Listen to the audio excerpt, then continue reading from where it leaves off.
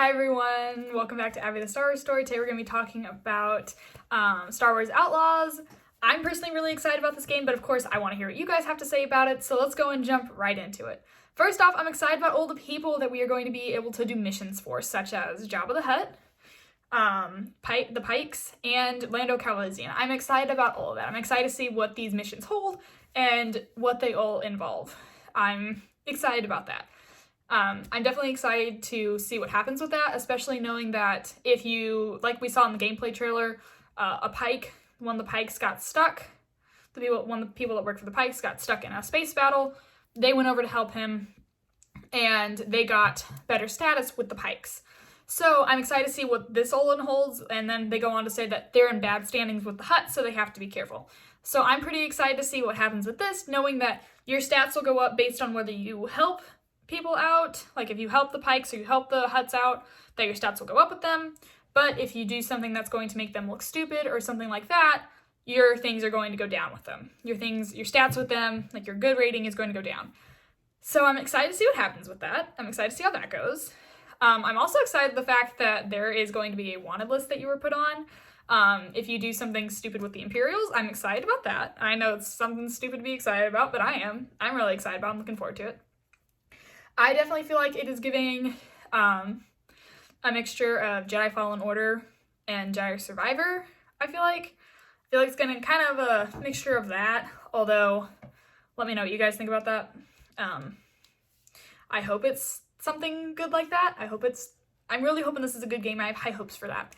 I also feel like it's a little bit of like Lego Star Wars. Now let me explain, because we don't have any space battles in Jedi Survivor or Jedi Fallen Order, but we do have space battles in the Lego game, so I feel like it's kind of like a mixture of those two combined. So we get the space battles in Lego Star Wars, and we get the cool scenery like we did in Jedi Survivor and Fallen Order.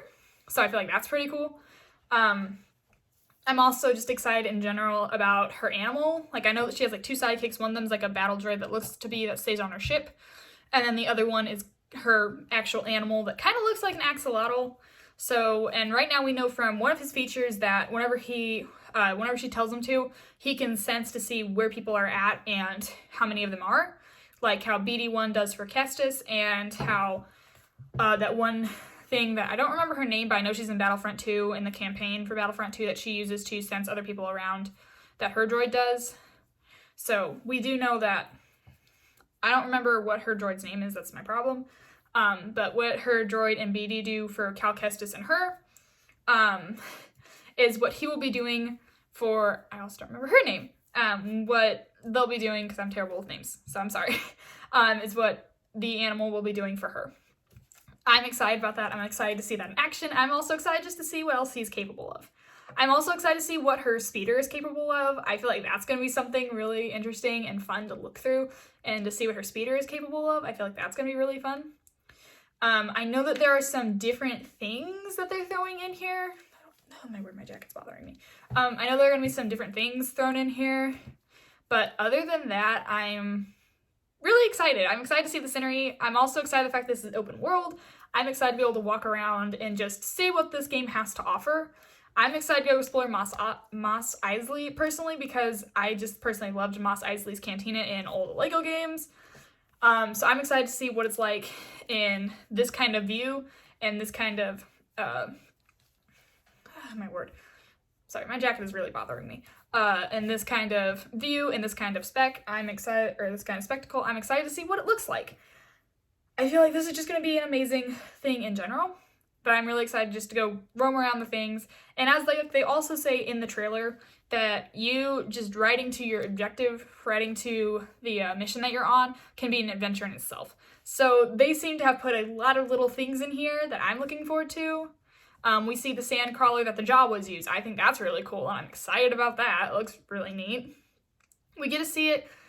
We get to see several sand crawlers throughout Star Wars games. Battlefront, Jedi Fallen Order, Jedi Survivor, just to name a few.